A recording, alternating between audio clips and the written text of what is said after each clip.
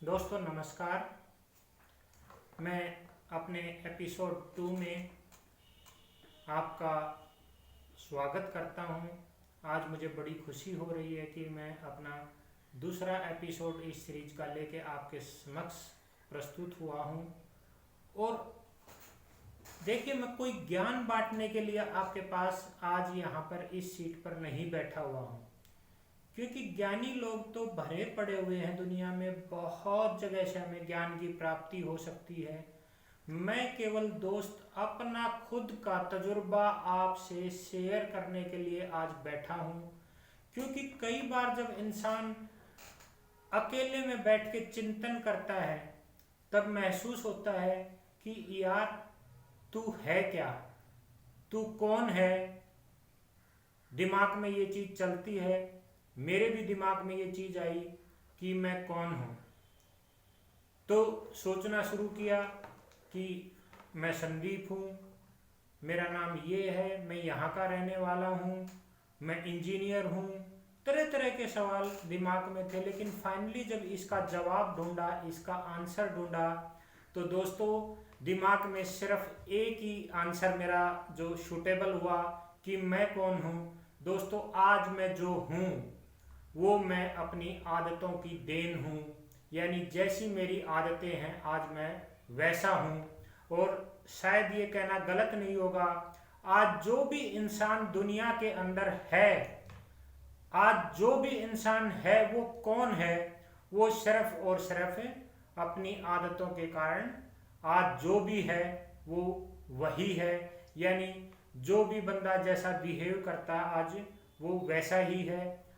For example, अगर कोई बंदा 4 बजे उठता है तो देखो आज ये निश्चित रूप पे कह सकते हैं हम कि उसकी सेहत अच्छी होगी, क्योंकि अगर जो 4 बजे उठेगा, सुबह मॉर्निंग वॉक के लिए भी जाएगा, अपने योगा प्राणायाम पे भी ध्यान देगा, समय पर नहाएगा धोएगा खाना खाएगा। यस, बिल्कुल, डेफिनेटली, क्योंकि आप भी मेरे से कुछ लोग सहमत हैं इस चीज को लेके। तो तरह तरह की चीजें हैं।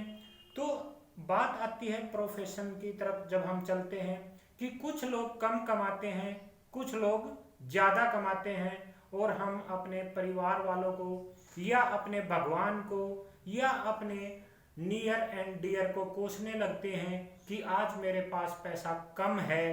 तो वो क्यों है?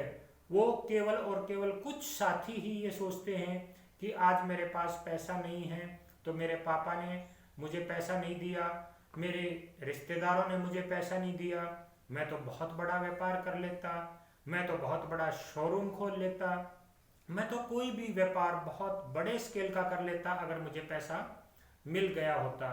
तो दोस्त, ये कहना गलत नहीं होगा, क्योंकि आज जो हमारे परिवार वालों ने हमारे लिए कर दिया, हमें उसका बार बार धन्यवाद करना चाहिए। भगवान से हाथ जोड़ के प्रार्थना करनी चाहिए कि मेरे प्यारे से परिवार को बहुत लंबी उम्र दे। और हम जिस सीढ़ी पे चल रहे हैं, जो बंदा भी ये सोचता है कि मैं आज सफलता की सीढ़ियों पे चढ़ूं और अपने परिवार को सफलता दिखाऊं, तो उनके लिए एक लंबी उम्र की कामना करते हैं। तो पिछले वीडियो में मैंने आपके साथ डिस्कस किया था कि मैं पेशे से इंजीनियर हूं, लेकिन अब मैं इंजीनियरिंग को एक तरफ ड्रॉप करके आज मैं एक डायरेक्ट सेलर हूं। और मैं शायद लास्ट स्टेप पे जहां पर था उसमें मैंने आपसे एक ही बात कही थी कि दोस्तों, मैं आज कुर्ता पजामा पहन के, क्योंकि मेरी ये फर्स्ट वीडियो है, और मैं जैसे बैठा हुआ था और जो मेरे दिमाग ने काम किया, मैंने वो शब्द उसके अंदर बोले और आपको आश्वासन भी दिया था कि मैं सेकंड टाइम से अपने ड्रेस कोड पे प्रॉपर ध्यान दूंगा। और मैंने कोशिश की। आज मैं बहुत स्मार्ट तो नहीं लग रहा हूँ, पर मैंने अपने ड्रेस कोड को चेंज करने की कोशिश की, क्योंकि मेरे गुरु ने, मेरे किसी चाहने वाले ने मुझे एक ही बात बताई कि बेटा, मार्केट के अंदर पहले आपकी पर्सनैलिटी बिकती है।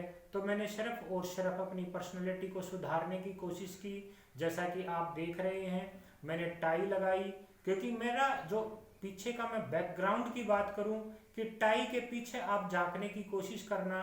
हालांकि कहने में ये एक वही इंजीनियर है जो कभी मशीनों में काले हाथ करता था तो कभी बिजली के पॉजिटिव और नेगेटिव के चक्कर में फंसा रहता था कि कौन से तार में करंट है और कौन से में करंट नहीं है।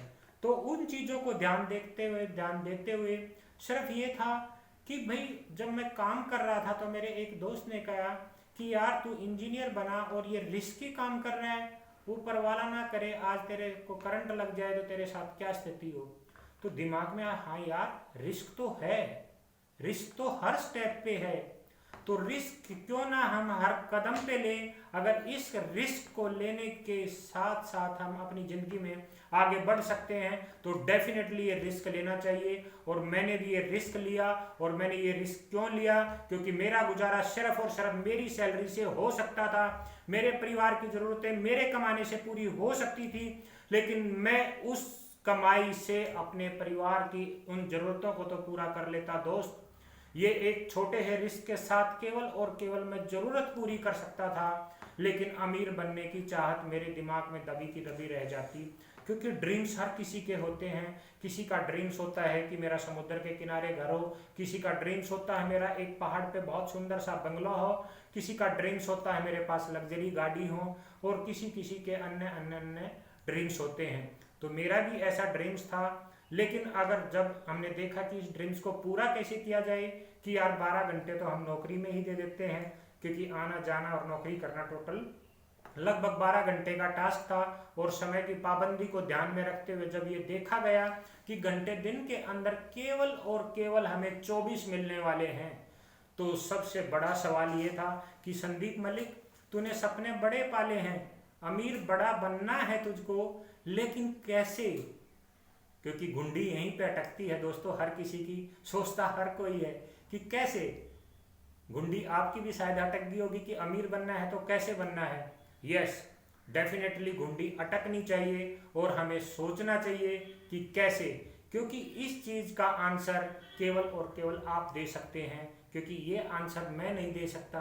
हाँ, मेरे कैसे को कैसे निपटाना है वो मुझे पता था। वो मैंने सोचा कि अगर दोस्त, जैसा कि मैंने पिछले वीडियो में फिर से बोला था कि हमारे पास दो तरीके की अर्निंग होती है।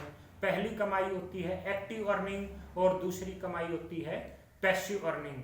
एक्टिव अर्निंग क्या है और पैसिव अर्निंग क्या है, मैं आपको एक बार से बहुत कम, बहुत छोटे लहजे में, बहुत छोटी लाइन में मैं एक्सप्लेन करूंगा।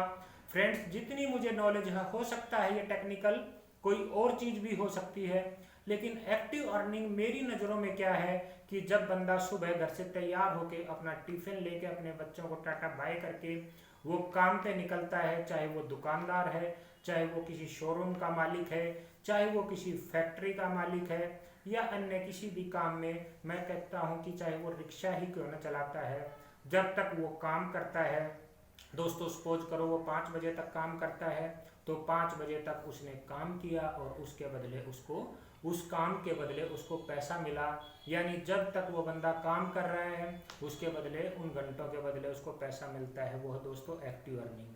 और मेरी नज़रों में जहाँ तक पैसिव अर्निंग क्या है कि बंदे ने एक बार, किसी ने कोई भी शुरुआत की, आज मैंने कोई शुरुआत की और मैंने क्या किया, सिर्फ और सिर्फ उस काम का डुप्लीकेशन स्टार्ट कर दिया और उस काम को दूसरे लोगों की ज़रूरत के हिसाब से एक्सप्लेन करना शुरू कर दिया, और वो लोग भी उस काम को आज करते हैं। और उसके एक पार्ट से, उसके एक हिस्से से कुछ पैसा, चंद पैसा आज मेरे घर भी आता है। तो धीरे धीरे धीरे धीरे धीरे धीरे धीरे क्या है, ऐसे घंटों का काफिला बनता है। सपोज करो आज मैंने अपने साथ एक रिक्शा चलाने वाले को कनेक्ट किया, सपोज करो आज मैंने एक डॉक्टर को कनेक्ट किया, सपोज करो मैंने एक वकील को कनेक्ट किया, इसके साथ सपोज करो मैंने एक टीचर को कनेक्ट किया, और अन्य प्रोफेशन के किसी, हमने किसान को कनेक्ट किया, अलग अलग प्रोफेशन के लोगों से के साथ हमने कनेक्ट किया और एक बिजनेस प्रपोजल उनके सामने रख दिया। और जिन लोगों को वो बिजनेस प्रपोजल समझ आया, उन्होंने इस बिजनेस अपॉर्चुनिटी को गेन कर लिया, ले लिया इस बिजनेस अपॉर्चुनिटी को, और वो लोग भी काम करने लगे, वो भी पैसिव अर्निंग के लिए काम करने लगे। हो सकता है किसी ने 1 घंटा पार्ट टाइम काम किया, हो सकता है किसी ने 2 घंटा काम किया, हो सकता है किसी ने 8 घंटा काम किया, और कोई कोई मेरे जैसा भी होगा जो 8 से 10 घंटे काम करने लगा। और जब 8 से 10 घंटे वो काम करने लगे, सपोज करो ऑल ओवर एक कृषि करने खेती करने वाले का, एक वकील का, एक डॉक्टर का, एक रिक्शा चलाने वाले का, एक हाउसवाइफ का, एक टीचर का, कुल मिला के एक 10 लाख रुपए उन्होंने सभी ने मिला के टोटल अर्निंग 10 लाख रुपए ली। तो पीठ पीछे जब मैं अपनी शादी में या किसी और की शादी में या अपनी फैमिली की शादी में या किसी और फंक्शन में जब मैं बिजी था तो उसका एक पार्ट शाम को दोस्तों मेरे घर भी आया। और मैं कह सकता हूँ कि अगर उसका 10% भी मेरे घर आता है तो वो 1 लाख रुपए बनता है। यानी ऐसा काम जब मैंने वक्त भी नहीं दिया, मैंने वक्त भी किसी और काम को दिया और मेरे घर में पैसे की अर्निंग स्टार्ट हुई। तो दोस्तों ये थी वहाँ पे पैसिव अर्निंग। और इस पैसिव अर्निंग को ध्यान में रखते हुए मैंने सिर्फ और सिर्फ गूगल देवता से सर्च करना शुरू कर दिया। गूगल की मेहरबानी है आज, जो आज लोगों को बहुत बड़ा एक प्लेटफॉर्म मिला हुआ है कि ये पैसिव अर्निंग कैसे ली जा सकती है।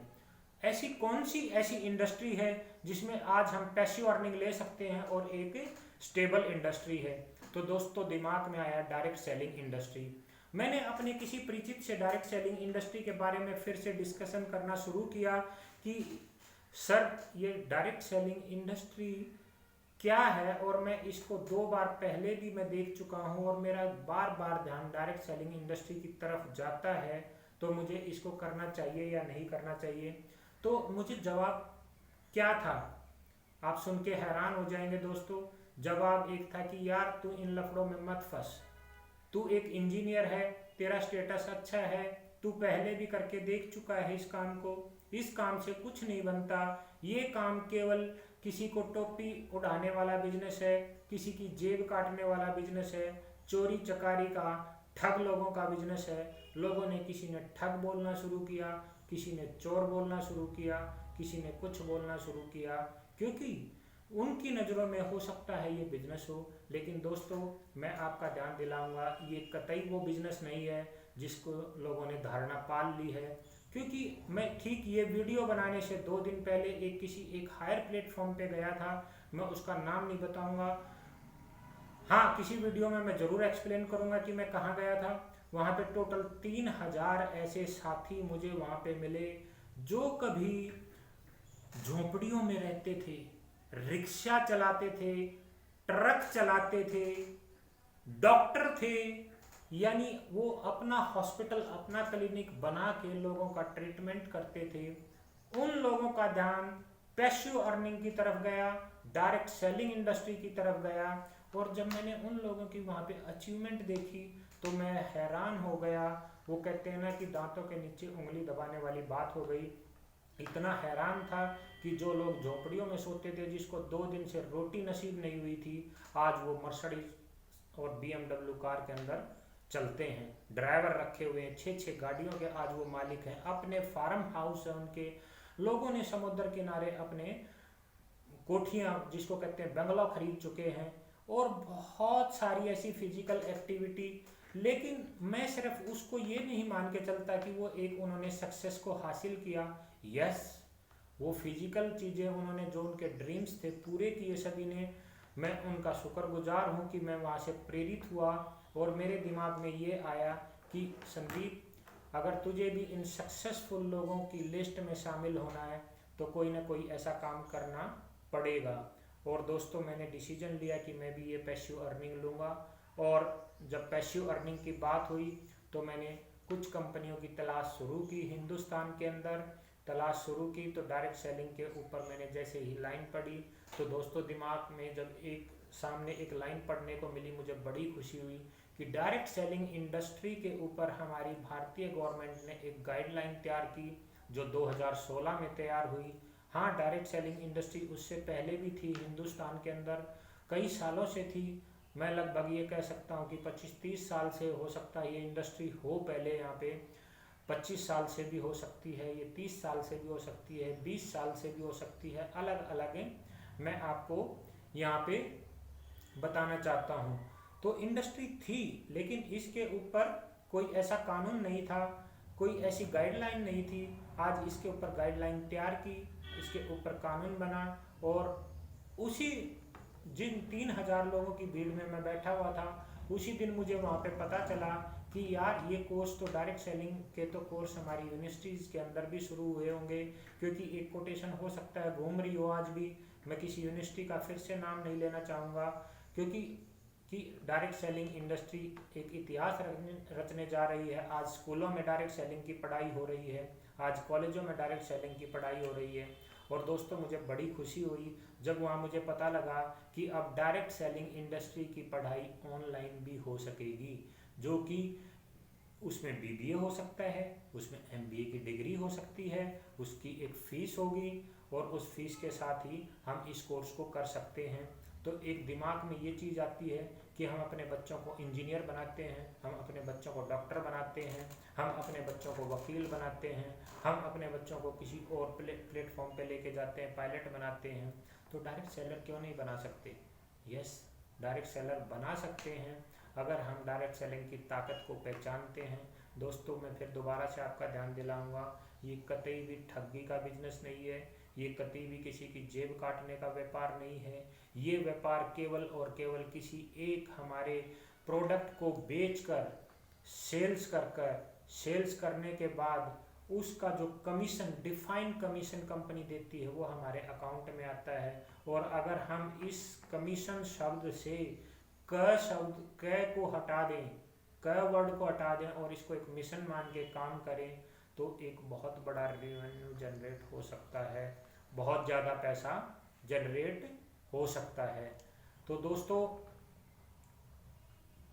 जब इसकी तरफ ध्यान जाता है तो मन करता है, मन विचलित हो उठता है कि मैंने भी ये काम स्टार्ट कर लेना चाहिए। और जैसा कि मैं आपको फिर से इस तरफ लेके चलता हूँ कि इस काम के बारे में मैं डिटेल्स में आपको बताना चाहता हूँ। समय की शॉर्टेज है, समय की शॉर्टेज के कारण मैं अभी इसको आपके साथ डिस्कस नहीं कर पाऊँगा, क्योंकि एपिसोड नंबर 3 में मैं आपको विश्वास दिलाता हूँ कि मैं इस इंडस्ट्री को कोशिश करूँगा कि मैं इस एक्सप्लेन करूँ ये काम कैसे किया जा सकता है, ये काम क्या है, इस काम में कितनी लागत है और इस काम में हमारे पास कितनी कमाई आ सकती है। तो दोस्तों मेरा वीडियो को देखने के लिए आपका बहुत बहुत बहुत धन्यवाद, मैं शुक्रगुजार हूँ। तो एक बार दोबारा से नमस्ते। मेरे चैनल को सब्सक्राइब करें, लाइक करें, शेयर करें। बहुत बहुत बहुत धन्यवाद। Thank you so much.